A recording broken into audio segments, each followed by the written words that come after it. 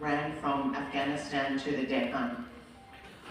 अशोक साम्राज्य की अद्भुत बात यह है कि वो अफगानिस्तान से लेकर दक्कन तक फैला था। He was one of the first leaders to conceive of the idea of India, a united country. वो उन प्रसिद्ध राजाओं में से एक थे जिन्होंने भारत को एकजुट करने की धारणा को मन में रखा था। And even more rare for a leader, he was a just leader. He was committed to justice and virtue, rare for a leader. और एक शासक के और एक अलग शासक थे वो, क्योंकि वो अच्छाई के मार्ग पर थे, न्याय के मार्ग पर थे, और ज्यादातर शासक हमें ऐसे देखने के लिए नहीं मिलते हैं।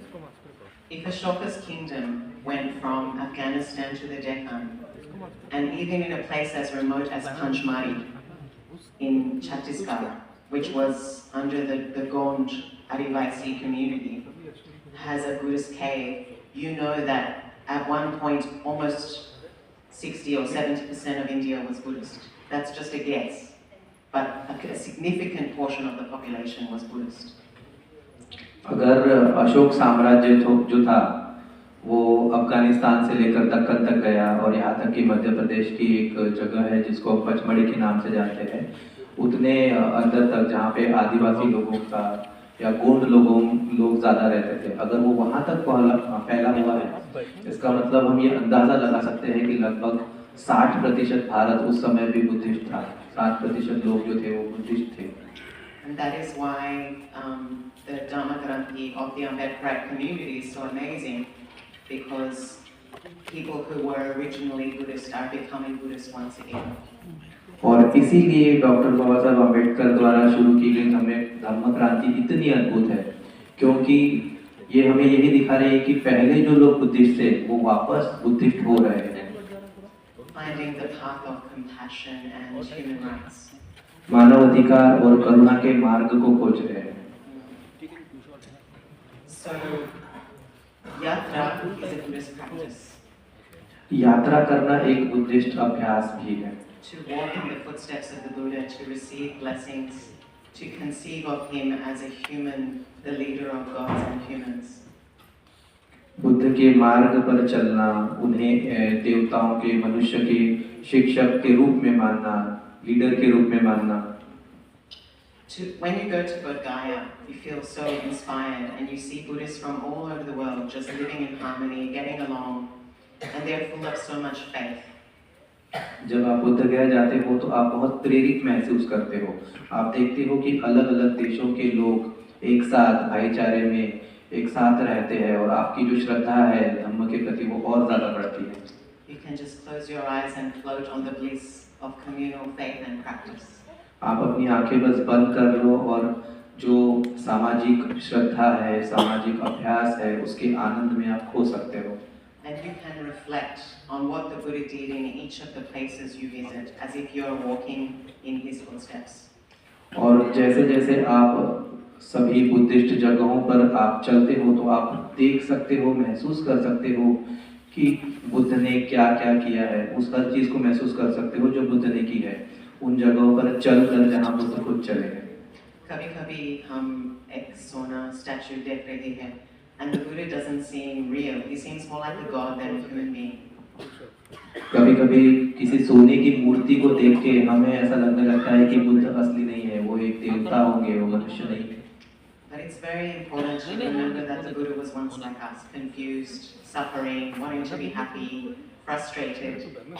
पर ये बात बहुत ज़रूरी है कि हमें याद रखना है कि बुद्ध एक बार हमारे जैसे ही थे, उलझन में थे, निराश थे, दुख से बाहर निकलना चाहते थे, दुख से बाहर निकलने का रास्ता खोजना चाहते थे। Blown by the winds of karma. जो कर्म की जो हवा थे उससे बह रहे थे। The Buddha was a human being. Buddha मनुष्य थे, just like you. आपकी ही तरह। But he realized. पर उन्होंने वो जागरूक हुए। Wisdom. उन्होंने प्रज्ञा को अर्जित किया। Freedom, peace. मुक्ति को अर्जित किया, शांति को अर्जित किया। The true wealth of every human being, the right of every human being to have peace, dignity, joy, bliss, connection. हर मनुष्य की जो सच्ची संपत्ति होती है, हर मनुष्य का सच्चा अधिकार जो होता है, वो अपने अंदर जुड़ाव महसूस करना, शांति महसूस करना, आज़ादी महसूस करना। ये एक असली चीज है। दिस हमारे बुद्धिज्म की रास्ता, हमारे असली यात्रा क्या है? It's the journey back home to our own inner freedom. क्या है हमारा असली मार्ग? हमारा असली मार्ग वो मार्ग है जिसमें चलकर हम अपने असली घर में वापस आते हैं, अपने मन की आज़ादी में वापस आते हैं, To enlightenment, ज्ञान प्राप्ति की ओर वापस आते हैं, to freedom, मुक्ति की ओर वापस आते हैं, beyond gender, beyond caste, beyond class. बिना किसी लिंग भेद के, बिना जाति भेद के, बिना वर्ण भेद के। And it is so sad that as human beings, we come into this world and we are so distracted that we miss the most important point of being human. और ये बहुत दुख की बात है कि हम इस दुनिया में आते हैं और हम इतने भटक जाते हैं कि हम मनुष्य के जीवन के अर्थ को ही भूलने लगते हैं। आप इंडियन है, मैं विदेशी हूँ, मैं गोरी हूँ, आप थोड़ा ब्राउन है, British, they like to say. गेहुआ वो कहना चाहते हैं। But we want to be happy and we don't want to suffer. We are the same in that sense. पर हम सभी खुश होना चाहते हैं और में से कोई भी दुखी होना नहीं होना चाहता, तो हम सभी इस मार्ग में समान हैं। और हमारी दुनिया is like a race. और हमारी दुनिया जो है वो रेस की तरह है, प्रतियोगिता की तरह। Go to a good school, go to a good tuition, get a good marks, get a government job, get a good husband or wife, have kids. अच्छी स्कूल में जाओ, अच्छे ट्यूशन में जाओ, अच्छे अंक लाओ परीक्षा में, अच्छी नौकरी पाओ, अच्छे लड़की या लड़के से शादी करो और बच्चे पैदा करो। Get prestige, build a big house. अपना नाम ऊंचा करो, बड़ा घर बनाओ। Do good things, but make sure other people see you doing the good things. अच्छी चीजें करो, पर ये भी ध्यान रखो कि तुम्हें अच्छी चीजें करते हुए लोगों ने देखना चाहिए।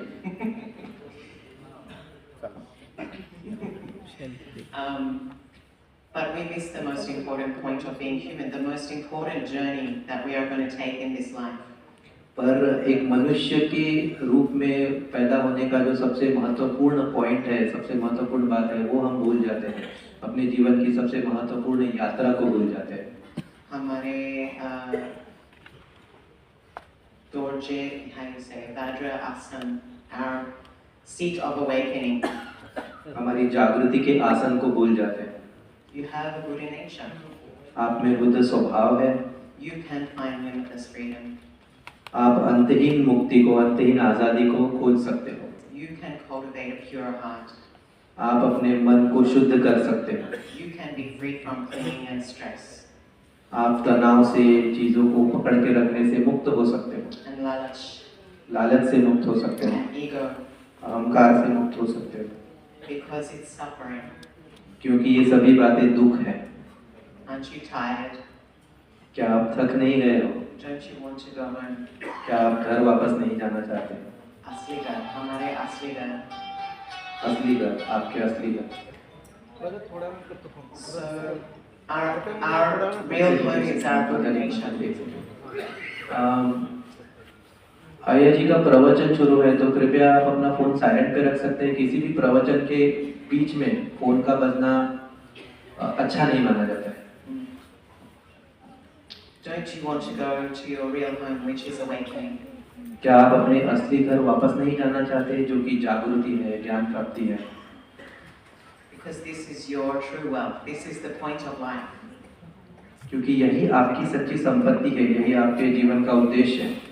So in my country we have a saying: the cloth that covers the dead does not have pockets. क्योंकि मेरे देश में एक कहावत है कि कफन में कोई जेब नहीं होता।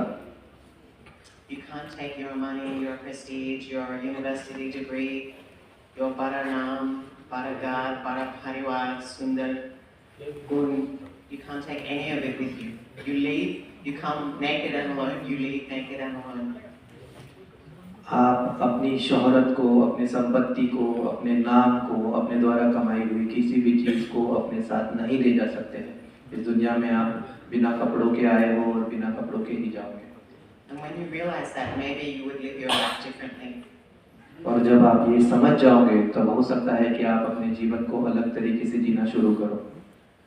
Because sure, having a big name, having power is useful. क्योंकि हाँ, ये सही भी है कि अच्छा नाम होना, थोड़ी सी ताकत होना, ये हमारे काम में आती है। But at the end of the day, you have to live with yourself. You have to look at your own mind, and what you feel about yourself, what you know in your heart, is more important than what other people think about you. पर दिन के अंत में आपको खुद के साथ जीना होता है, आपको खुद को आईने में देखना होता है, आपको अपने खुद के दिल में ये पता होना होता है कि आपने क्या किया, आप क्या कर रहे हो। So the path to this true home is Shil, Samadhi and Prajna. और इस सच्चे घर में वापस आने के लिए जो मार्ग है उसे हम शील, समाधि और प्रज्ञा कहते हैं। Which is the Panchashil, living ethically, doing no harm. जो कि पंचशील को कह सकते हैं हम, किसी भी जीव मात्र को कोई नुकसान नहीं पहुंचाना, अच्छे तरीके से जीवन जीना। Samadhi is concentration. और समाधि का मतलब होता है एकाग्रता, ध्यान। Developing the good qualities of the mind. अपने मन के ही अच्छे गुणों का विकास करना। Insight into the four foundations of mindfulness. अपने ही मन में आंतरिक ज्ञान का विकास करना, जो कि जागृति के 4 तत्वों पर निर्भर है। Body, mind, sensations and objects of mind. शरीर, मन, अनुभूतियाँ और मन के धातु। Also insight into the nature of the self. Insight into the nature of yourself, the self. Self, Atma. Insight into the nature of the self, हमारे आत्मा। और अंदर इनसाइट में समझदारी हमारे असली जागृति के बारे में, समझदारी हमारे असली स्वभाव के बारे में, समझदारी हमारे आत्मा के बारे में। क्योंकि दिन बार हम हमारे आत्मा पकड़ना, मैं मेरे परिवार, वो चीज़ मैं पसंद, and we have द्वेष, वो चीज़ हम पसंद नहीं, and हमारे जिंदगी is based on these things, this grasping and pushing away and indifference. और हमारी जिंदगी इन बातों पर निर्भर हो जाती है, चीज़ों को पकड़ कर रखना, नापसंदी, पसंद नापसंद के भेद को जानना। So Shil, Samadhi, developing the mind, living in the present moment, returning to peace, following the breath throughout your day, through all your activities. तो शील समाधि, वर्तमान समय में जीना, अपनी सांस की तरफ ध्यान लगाना और अपनी क्रियाओं में और अपनी सभी बातों में मेडिटेशन की तरह काम करना। What are you running towards? What is your future? आप किन चीज़ों के पीछे भाग रहे हो? क्या है आपका भविष्य? And when will you stop and just understand yourself? और आप कब रुकोगे और कब आप खुद को समझोगे? Because if you don't know yourself, whatever actions you do, whatever job you do, how you parent, how you're a partner, it will all be unskillful because you are not coming from a place of insight and peace and compassion.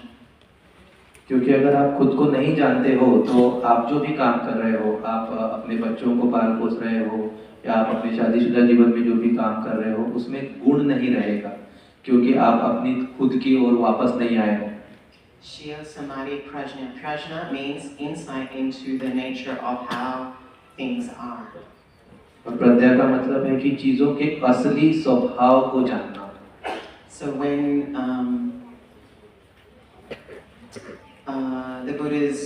one of the Buddha's main disciples, Shariputra, met Asaji on the road near Nalanda, he was seeking a guru.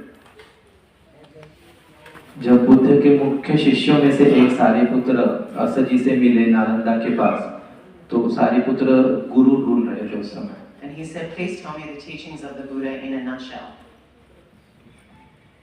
और सारिपुत्र ने असजी से कहा कि मुझे आप बुद्ध की शिक्षाओं के बारे में बताइए। in a short way. कुछ शॉर्ट में। And the monk said, all things arise from a cause.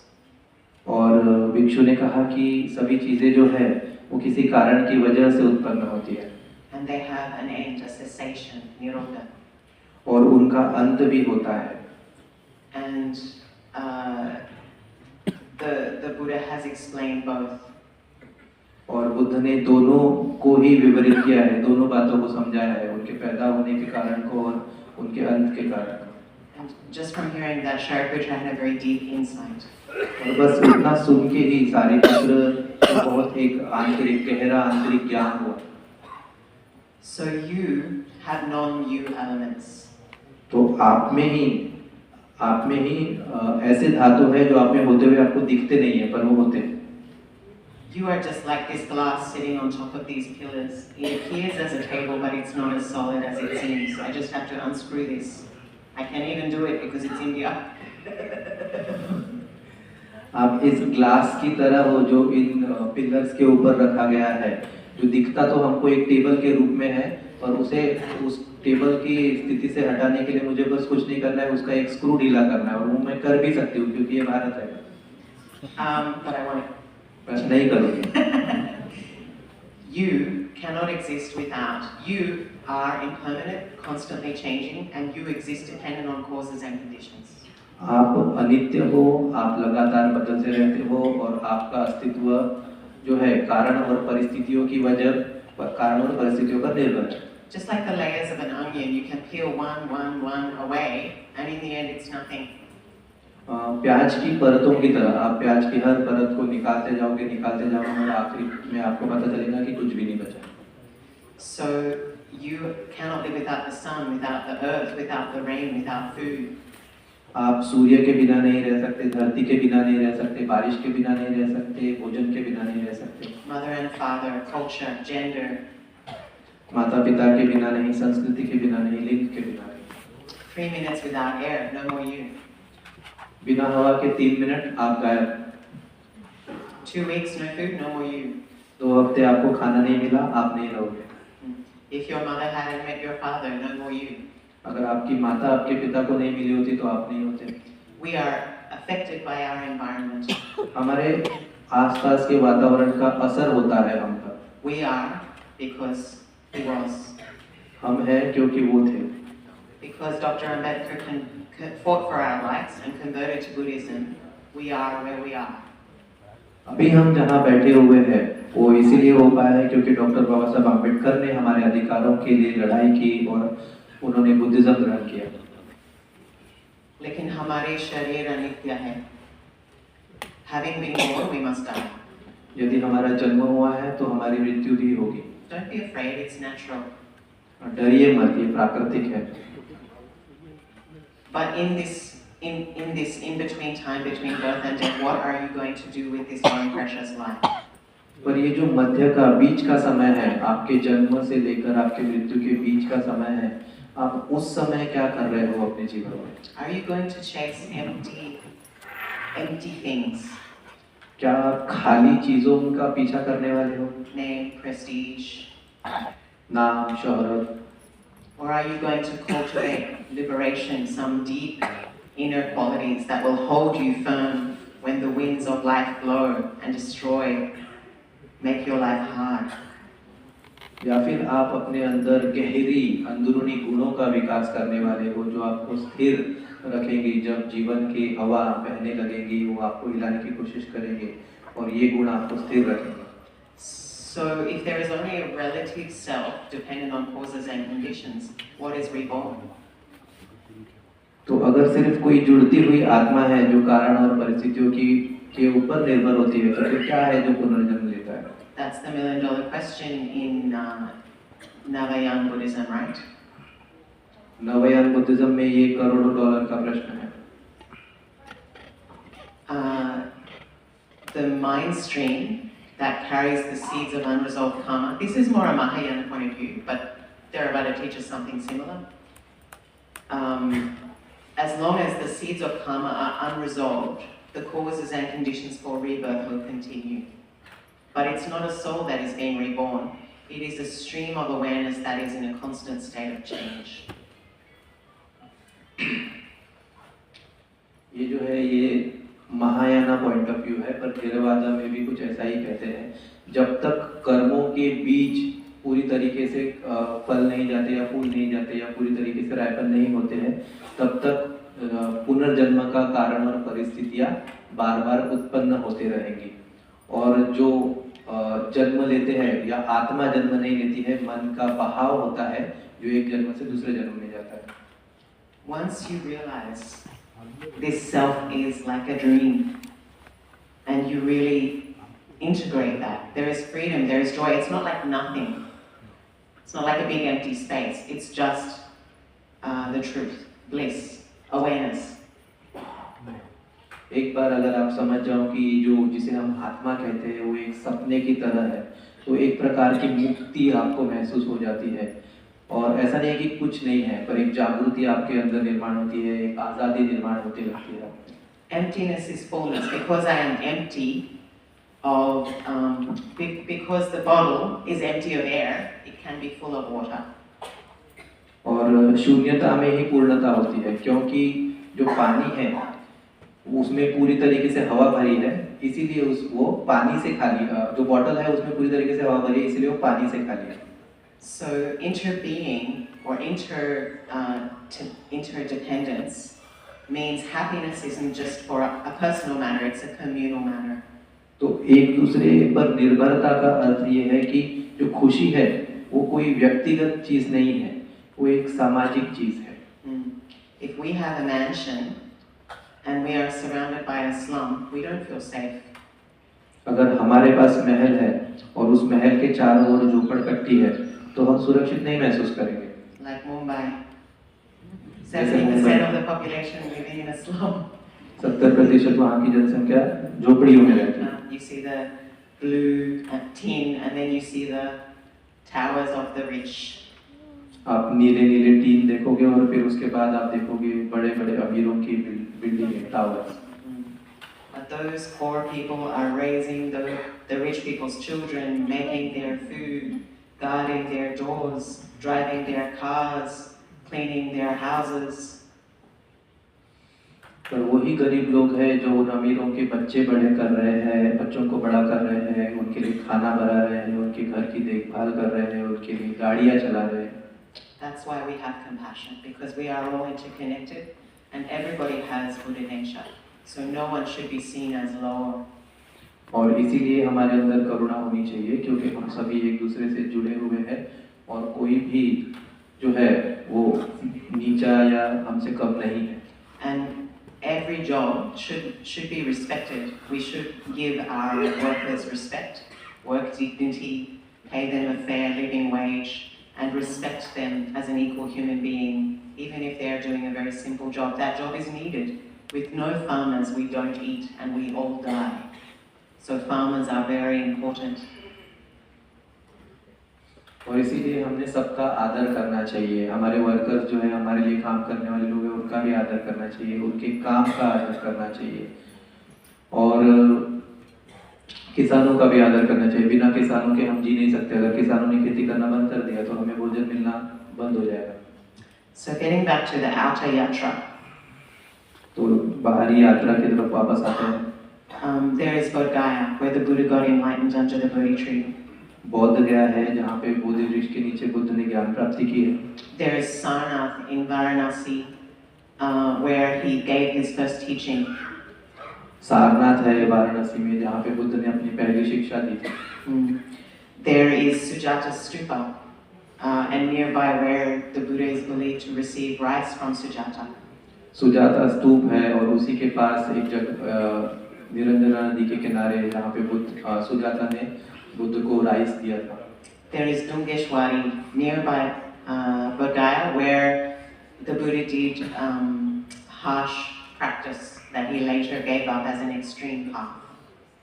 Dungeshwari की गुफा है जहाँ पे ऐसा कहते हैं कि बुद्ध ने शरीर पीड़न तप किया था, तपस्या की थी, कठिनाई वाली तपस्या, जिसको बाद में बुद्ध ने छोड़ दिया था। There was Rajgir, the site of the first Buddhist council. Rajgir है जहाँ पे पहले बुद्धिस्ट जो समाज थे, काउंसिल थे, उनको दिखा गया था, where the teachings were compiled and preserved. जहाँ पे शिक्षाओं को शिक्षाएं मिली थी और शिक्षाओं को संभाल के रखा गया था। There is Grita Kutta Hill, where the Buddha delivered many of his teachings, especially the Heart Sutra. गृद्धकुट पहाड़ है जहाँ पे बुद्ध ने अपनी बहुत सारी शिक्षाएं दी और खासतौर पर हार्ट सूत्र, And caves where his disciples stayed. और गुफाएं हैं जहाँ पे उनके 3 मुख्य शिष्य रहते थे। There is Samkisa. It is near Farrukhabad in Uttar Pradesh. समकीसा जगह है फरुखाबाद के पास उत्तर प्रदेश में। The Buddha descended from teaching his mother in the God realm there. Buddha अपनी माँ को देवलोक से शिक्षा देकर वापस आए थे वहाँ। There are many archaeological remnants there, बहुत सारे आर्कियोलॉजिकल चीजें रखी है वहाँ पे, like an Ashok stupa, जैसे अशोक स्तूप है, monasteries and stupas. मोनेस्ट्रीज है, स्तूप है। Okay, there is also Vaishali, which was a very important place for bhikkhunis. Mahagotami and many nuns stayed there and attained enlightenment there. और वैशाली भी नाम की जगह है जहाँ जो भिक्षुनियों के लिए बहुत ही महत्वपूर्ण जगह है। महाप्रजापति गौतमी और बहुत सारी भिक्षुनियाँ वहाँ पे रही थी और उन्हें ज्ञान प्राप्ति भी हुई। There were many very important Buddhist universities in the ancient world. और पुरानी दुनिया में बहुत सारी बुद्धिस्ट यूनिवर्सिटीज भी थी, महाविद्यालय, विश्वविद्यालय भी थे। Takshashila, Nalanda, Vikramshila. Takshashila, Vikramshila और Nalanda university. Nalanda is a beautiful site about half a day's drive from Bodhgaya.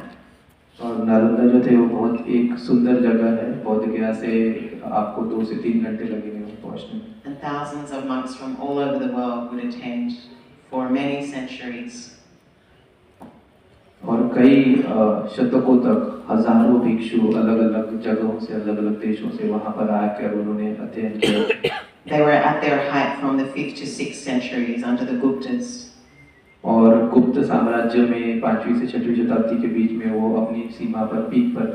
And the interesting thing is that Mahayana, Vajrayana and Theravada all studied and practiced together side by side. और सबसे रुचिमय बात यह है कि महायान, थेरवाद और वज्रयान तीनों का एक मतलब था, आसपास में ही अध्ययन किया जाता था। Okay, so there's also Shravasti, where the Buddha performed a miracle. और श्रावस्ती भी एक जगह है जहाँ पे बुद्ध ने एक चमत्कार करके दिखाया था। In order to make the Shakyans have faith. Shakya समाज के लोगों का विश्वास और श्रद्धा बढ़ाने के लिए There is Jetavana, the monastery that the Buddha spent many rains retreats at. Jetavana नाम की एक मोनेस्ट्री है जहाँ पे बुद्ध ने बहुत सारे वर्षावास बिताए हैं।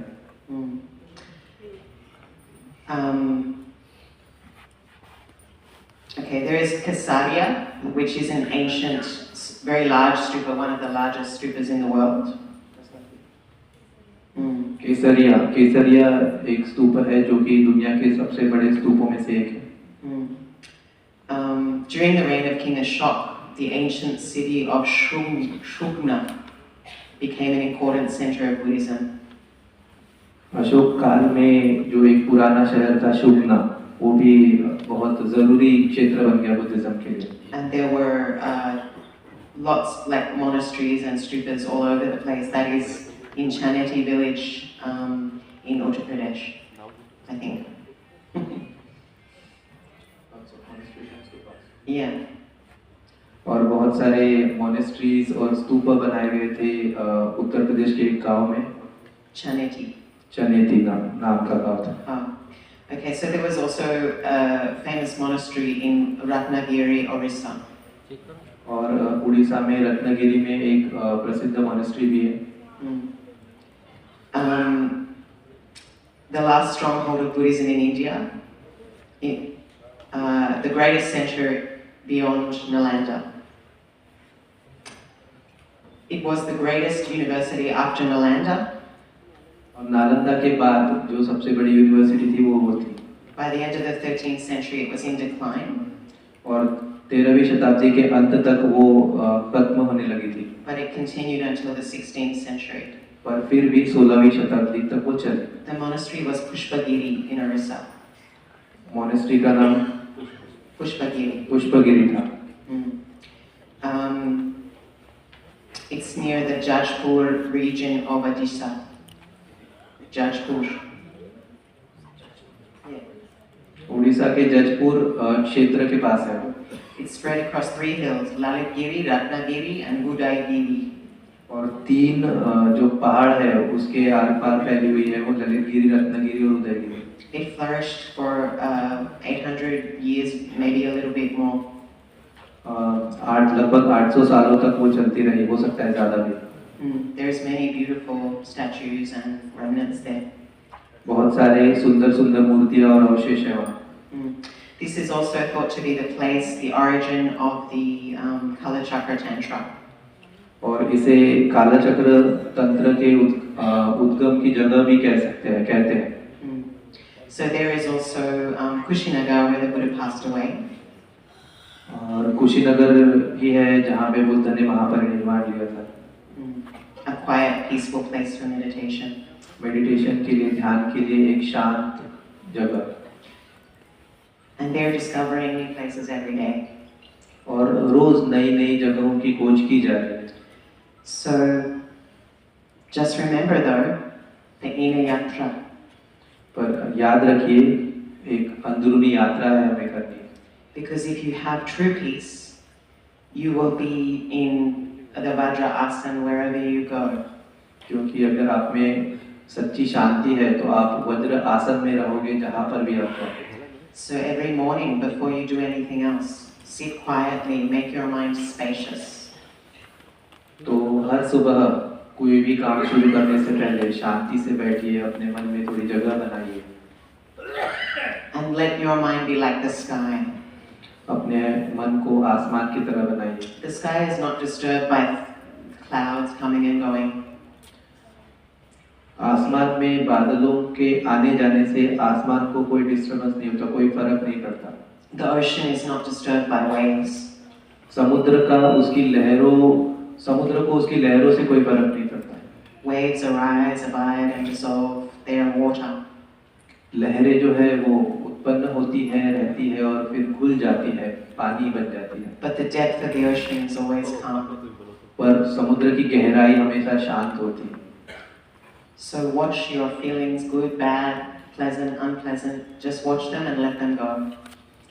तो अपनी भावनाओं को देखिए, अच्छी, बुरी, पसंद आने वाली, नापसंद आने वाली, और उन्हें जाने दीजिए। Don't make a story about them. उनकी कहानियां मत बनाइए। Don't make it all about you. अपनी भावनाओं को खुद पर हावी मत होने दीजिए। Because the clouds may be there, but the blue sky is always above. क्योंकि भले ही आपको बादल दिखते होंगे पर उसके ऊपर नीला आसमान हमेशा रहता है। We can become so obsessed by our thoughts and our feelings that we are ready to kill someone. हम अपने विचारों और भावनाओं को इतना हावी होने दे सकते हैं कभी कि हम किसी की हत्या करने के लिए भी तैयार हो जाए। Or commit violence or oppression or dehumanize someone. या कोई हिंसा करे या किसी के ऊपर अत्याचार करे या अमानवीय व्यवहार करे किसी के साथ। And we don't question who is in the driver's seat of our life. और हम ये प्रश्न भी नहीं पूछते कि हमारे जीवन की जो ड्राइवर सीट है उस पे कौन बैठा है। We say we want equality for everyone. हम कहते हैं कि हमें सभी के लिए समानता चाहिए। लेकिन चाय बनाओ, चुपचाप रहो, लड़ाई मत करो। We say we want equality, but we don't give equality to half the population. हम कहते हैं कि हमें समानता चाहिए पर आधी जनसंख्या को हम समानता देते नहीं। It's hypocrisy. ये ढोंग है। You can't say you don't want upper caste people to oppress you and then oppress your own partner. आप ऐसा नहीं कह सकते हो कि आप ये चाहते हो कि ऊंची जाति के लोग आप पे कोई दबाव न डाले, आप पे कोई अत्याचार नहीं करे और फिर आप खुद ही घर जाके अपने पार्टनर पे अत्याचार करते हो। You can't say you want to end Lingabed and oppress your own children. आप ये नहीं, आप खुद के ही बच्चों को दबा के रखते हो और फिर आप ऐसा नहीं कह सकते कि आपको लिंग भेद खत्म करना है। Because we are all interconnected and our well-being lies together, our future lies together. क्योंकि हम सभी एक दूसरे से जुड़े हुए हैं और हमारी अच्छाई, हमारा कल्याण एक दूसरे के ऊपर निर्भर है, हमारा भविष्य एक दूसरे के ऊपर निर्भर है। When we hate each other, when we oppress each other, when we don't respect each other, it affects everyone in the family and everyone in the community. जब हम एक दूसरे से नफरत करते हैं, जब हम एक दूसरे के बारे में बुरा सोचते हैं, एक दूसरे को दबाने की कोशिश करते हैं, तो उसका असर हमारे पूरे परिवार पर होता है और हमारे समाज पर होता है। So I probably should finish, but I'll just finally say something about Bodhicitta Foundation. मैं लगभग खत्म ही करने वाली हूँ, बस बोधिचित्ता फाउंडेशन के बारे में आपको कुछ बताना चाहती हूँ। So I've been in Nagpur 16 years. मुझे 16 साल हो गए नागपुर में।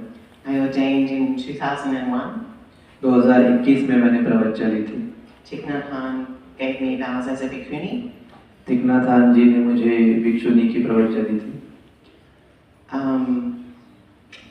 First I was studying in Dharamsala. I studied in a Tibetan monastery and Theravadan monasteries for about 8 years. पहले मैं धर्मशाला में अध्ययन कर रही थी, तिब्बतन मोनेस्ट्रीज में और थेरेवादा मोनेस्ट्रीज में लगभग 8 साल के लिए। But then I came to Nagpur and I was like really fascinated. और फिर मैं नागपुर में आई और फिर मैंने नागपुर को देखा तो बहुत उत्सुक हो गई। I missed engaged Buddhism. और मुझे जो एंगेज बुद्धिज्म है, मतलब जो उपासक उपासिकाएं हैं उनके साथ मिलकर काम करना बहुत याद आता था। And I thought this is like a bodhisattva's paradise. और फिर मुझे ऐसा लगा कि नागपुर तो बोधिसत्व के लिए स्वर्ग की जगह है। When I was in Bodh Gaya, I just saw there's two kinds of people. There is the air-conditioned marble ashram where people meditate, and there is the outside where girls are married at 14 and dead by 45 after having 7 children. जब मैं बुद्ध गया में थी तब मैंने दो प्रकार के लोगों को देखा। एक प्रकार के लोग थे जो मार्बल के जगह पर रहते थे, वहाँ पे ध्यान करते थे, और फिर उसके बाहर वो लोग रहते थे जहाँ पे लड़कियों की शादी 14 साल की उम्र में की जाती थी और 45 तक उन लड़कियों की मृत्यु हो जाती थी 7 बच्चे होने के बाद। And I thought, which side of the barbed wire do I want to be on? Which side would the Buddha be on? और फिर मैंने विचार किया कि उस बॉब वायर जो कंपाउंड था बीच में, उसके कौन से साइड में मुझे रहना है, या बुद्ध कौन से साइड में होते अगर वो होते तो। It was there that I decided I should help Indians, and then immediately karma drove me. I met an Ambedkarite who invited me to Nagpur. और वही वो जगह थी जहाँ पे मैंने फैसला किया कि मैं गरीब भारतीयों की मदद करूंगी, और तुरंत ही कर्म मुझे नागपुर की ओर लेके आए। मुझे एक नागपुर के व्यक्ति ने आमंत्रित किया। And first I just did Bhujandan, puja like that. और शुरुआत में मैंने भोजन दान करना शुरू किया या पूजाएं की लोगों के घर में। But someone handed me a dying baby. और फिर उसके बाद कोई मेरे पास आया और उसने अपने मरते हुए बच्चे को मेरे हाथ में दे दिया। Pray for her, they said. और उन्होंने कहा कि इसके लिए प्रार्थना करो। And I thought for $2 I could save this baby's life. और तब मुझे एहसास हुआ कि $2 में मैं इस बच्चे की जान बचा सकती हूँ। I come from a rich country. मैं एक अमीर देश से आई हूँ। I could save many people. मैं बहुत सारे लोगों की रक्षा कर सकती हूँ। Women would show me the bruises from their husband beating them. अपने पति द्वारा मार खाने के बाद महिलाएं अपने घाव मुझे दिखाती थी। I'm not saying all men are like that. I'm just saying that's a reality for some people. मैं ऐसा नहीं कह रही हूँ कि सभी पुरुष वैसे हैं, मैं बस ये बता रही हूँ कि कुछ लोगों के लिए ये सच्चाई है। So I couldn't ignore these things. तो इन सभी चीजों को मैं अनदेखा नहीं कर सकती थी। You can't teach someone Dharma when their stomach is empty. आप ऐसे व्यक्ति को धम्म नहीं सिखा सकते यदि उनका पेट खाली है। When they thirst for justice and human rights.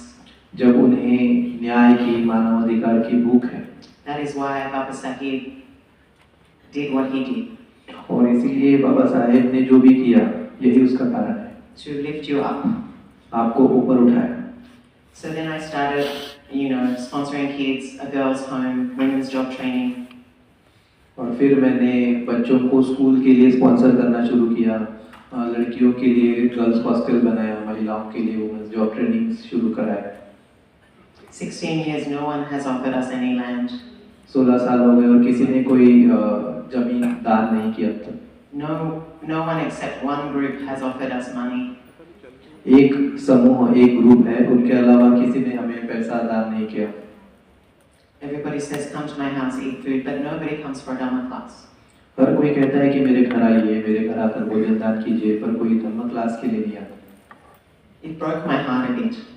इससे मेरे दिल को धक्का लगा थोड़ा। Because I'm not just interested in prestige or appearances, I'm interested in real Dhamma practice. क्योंकि मैं अपने नाम को बहुत ज़्यादा बड़ा करने के लिए शोहरत पाने में रुचि नहीं रखती, मैं धम्म में रुचि रखती हूँ। Life is too short for nakli cheese. नकली चीज़ों के लिए जीवन बहुत छोटा है। So now we have the Bhikshuni Niwas in Samtanagar. अभी समता नगर में हमारे पास भिक्षुनी निवास बन रहा है, तैयार हो रहा है। After 16 years, what I can afford is a house in a slum area.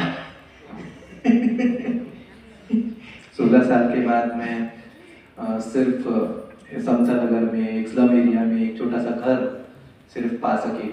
I have given away $1 million to Ambedkar people. 1 million. अगर 16 साल के मेरे काम का पूरा हिसाब लगाया जाए तो लगभग $1 मिलियन मैंने भारतीय गरीब लोगों के लिए खर्च किया है। I have 23 employees. और मेरे पास 23 एम्प्लॉयज हैं। Anyway, this is what we do. So I should give you over to this wonderful Bhikshuni next to me, who is also an inspiring practitioner and speaker, and I'm sure you'll give her the same kindness and attention you gave to me. Namo Buddhaya. और यही मुझे कहना था, और अब मैं आप सभी को ये अद्भुत भिक्षुनी जो मेरे बाजू में मैं उनको सौंप रही हूँ, और मैं ये आशा करती हूँ कि जितना प्यार और जितना प्यार से मुझे सुना, उतने ही प्यार से आप उन्हें भी सुनेंगे, उतने ही आदर से आप उन्हें भी सुनेंगे।